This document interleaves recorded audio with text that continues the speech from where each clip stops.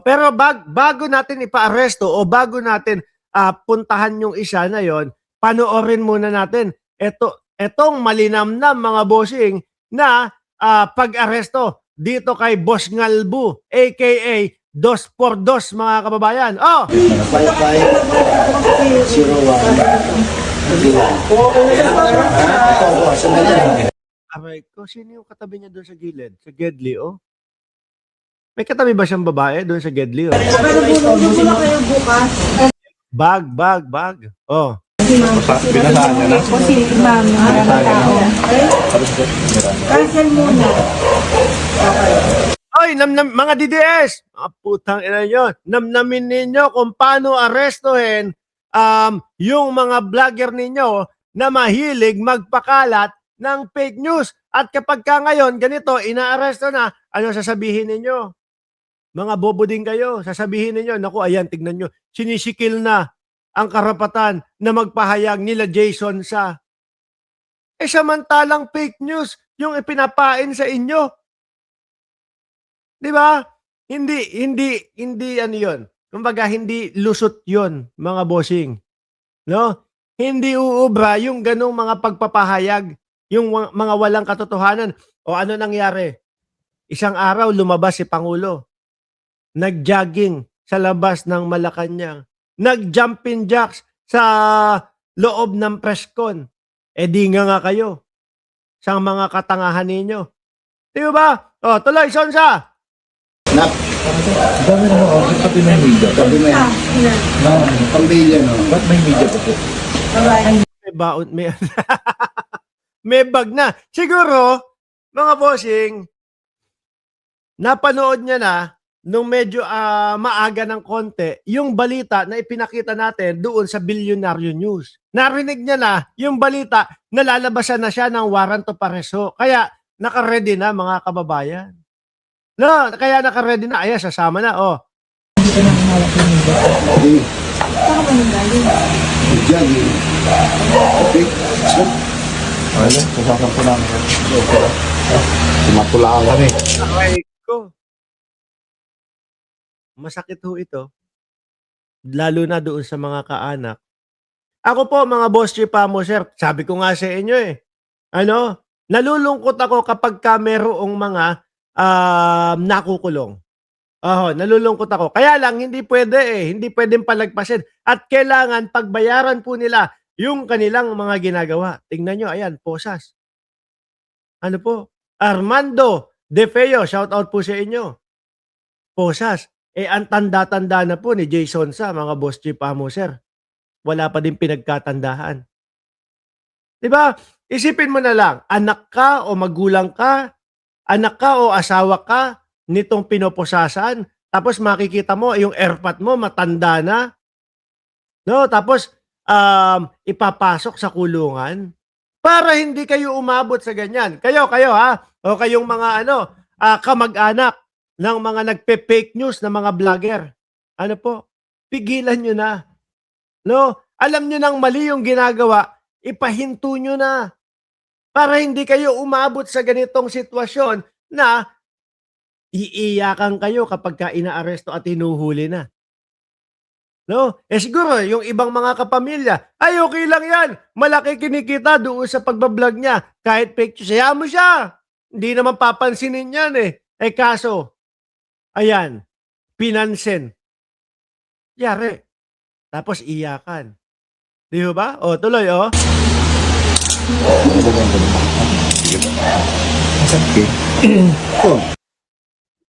Ayan. Sabi ni Maki Kwan, am I invisible? Hindi po, nakikita ko po. Baka medyo lumalagpas lang sa paningin natin. Sir, pasensya na po.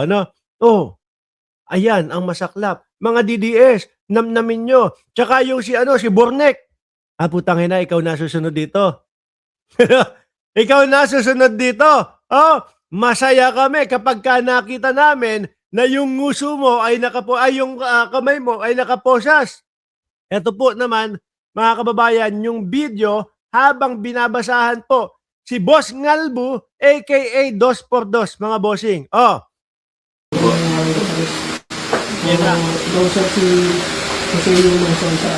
Binabasahan na, tinawag na si Aling Miranda, mga kababayan. Sabi ni Annalyn Ando, deserve niya yan. Alam na fake news, pinakalat pa. Hindi kasi ganito yan eh. Ang basa ko lang ho, hindi ko naman sinasabing ito yung mismo na nasa isip nila o ito mismo talaga yung nasa loob nila. Ang basa ko ho dito sa mga ito, mga boss chief amo sir, is hindi nila mapigilan na mag-fake news dahil gigil na gigil kay Pangulong Bongbong Marcos. Ang tagal na nilang tinatry na mapabagsak, mapaalis, masibak sa pwesto sa pagka-presidente si Pangulong Bongbong Marcos. Hindi pa din ho nangyayari.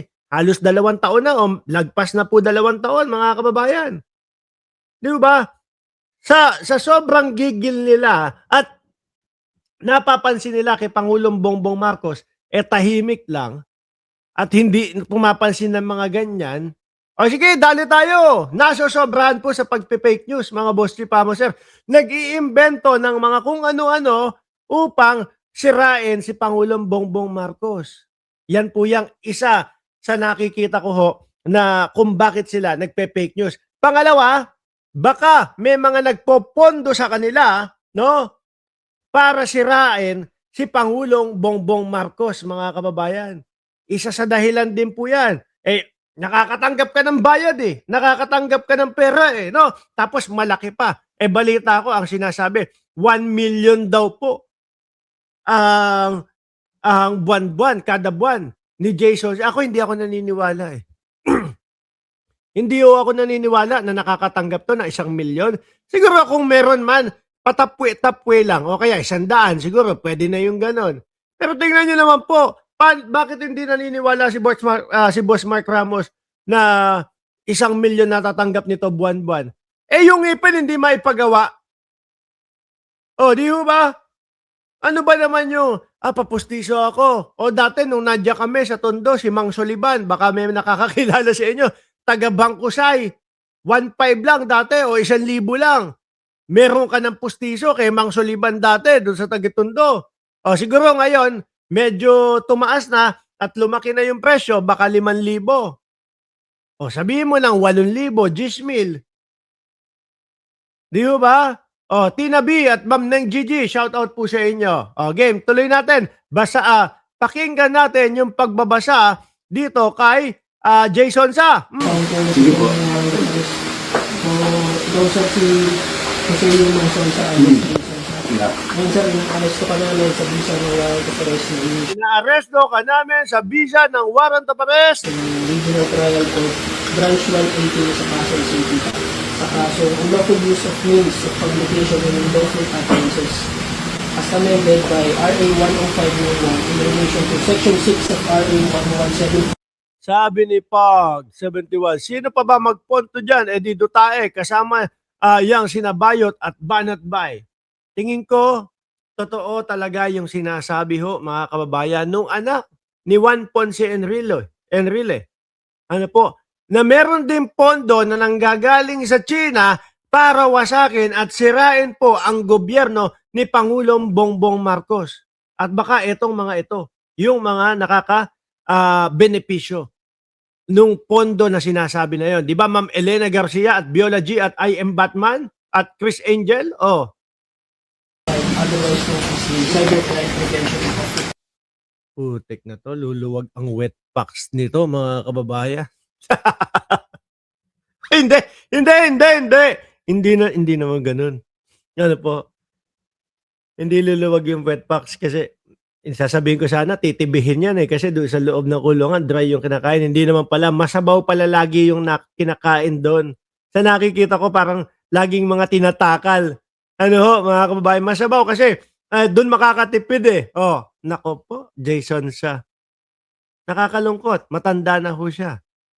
Kaya lang, kailangan niya talagang pagbayaran kung ano yung mga ginawa nila. Kaya yung nandoon, yung Bornek, putangin na, ikaw ang sunod dito. No? Kaya magtago ka na kung saan mo kayang magtago. Diyan sa Dubai, ang daming Pilipino dyan. Malamang kahit saang sulok ka magtago at pag ikaw ay nalabasan ng warrant of arrest at kumontak sa Interpol, ay malamang uwi ka ng Pilipinas. Yang bilatching-bilatching na sinasabi mo, malamang humimod ka ng bilat doon sa loob ng kulungan. Ngayon, sir, papaalala ko yung mga karapatan mo dyan. Meron kang karapatan Ah. laban sa iyo. Sa kahit anong hukuman, may karapatan ka rin kumuha ng sarili mong abogado. Kung wala kang kakayanan, bibigyan ka ng bibigyan mo. At saka ito ho mga bossing. Yung dito kay Jason sa mga kababayan, no bail. Walang bail. Pag 71 watching from Calgary, 8 a.m. dito. Dito sa amin, alas 9 na ngayon ng umaga. No? 1 minuto bago mag alas 9 ng umaga, mga bossing. Oh. Pinapaalam ko rin sa iyo na ang operation na ito ay recorded ng body-worn cameras at alternative recording device. Naintindihan mo po din sa Yeah. Sabi ni Tina B, mabulok na sana siya sa kulungan. Malamang ganyan ang mangyari ho dyan. Matanda na din ho ito. Ano po? Nakita nyo naman, dapat ang Miranda right sampal na. Oh, dapat ang Miranda right dapat ang Miranda sampal na, sabi ni Chaicher. Tsaka ho mga bossing, no? Biruin mo, itong mga kagaya nitong si Jason ang tanda-tanda na hindi pa naisip kung ano ang mali at tama. Tayo yung mga ganyang edad siguro kapag kayo, let's say, 60, 70, napapaisip ka na eh. Saan kaya ako pupunta? Sa langit o sa lupa? Di ba? Napapaisip ka na kapag tinuloy-tuloy ko yung mga maling mga ginagawa ko, malaki ang posibilidad na mapunta ako doon sa pupuntahan ni dating Pangulong Duterte. Di ba? Mapapaisip ka na, kapag tinama ko lahat at humingi ako ng kapatawaran, nagsisi ako doon sa aking mga nagawang mga kasalanan dati, posible na kapag ikaw ay yumao, sumakabilang buhay, malamang doon sa langit ang punta mo. Hindi mga nag-iisip, mga bossing. Siguro ang tumatakbo sa isipan na lang nila, mga kababayan, ay puro pera. No? Kung sakali man na nakakatanggap ng pera, pondo o salapi para sirain po si Pangulong Bongbong Marcos, mga kababayan. Ito ang masaklap para sa kanila. Ma'am Neng Gigi, mga DDS, isang lugar ang kalalagyan nila. Impyerno daw ho. Ito ang masaklap. No bail. Kaya po, kung sino yung mga napangalanan, sa kahawig na kaso din po, mga bossing, no? Kagaya nung kay Jason ihanda nyo na ang inyong sarili. Hanggat maaari, kung kaya nyo na yakapin 24 oras yung mga mahal nyo sa buhay sa labas ng kulungan, yakapin nyo na. Dahil mahirap na yan kapag nandoon na kayo sa loob ng kulungan. No? Payo ko doon sa mga gustong mag-vlog, yung mga nangangarap maging vlogger, yung mga nangangarap na mag-political vlogging kasi ganito ang sitwasyon. Payo ko, no? Gawin nyo ng tama. No? Wala tayong magagawa. Doon sa mga naibalita na ng mga mainstream media, mahina ang views, kagaya nung dito, kagaya nung ginagawa natin. Nagre-reaction tayo doon sa mga ibinalita ng mainstream media, wala tayong magagawa. Pero yun yung tama. Pero yung magpapakalat ka ng fake news, mas mataas yung views, kulungan naman ang kakaharapin mo, kagaya ni Jason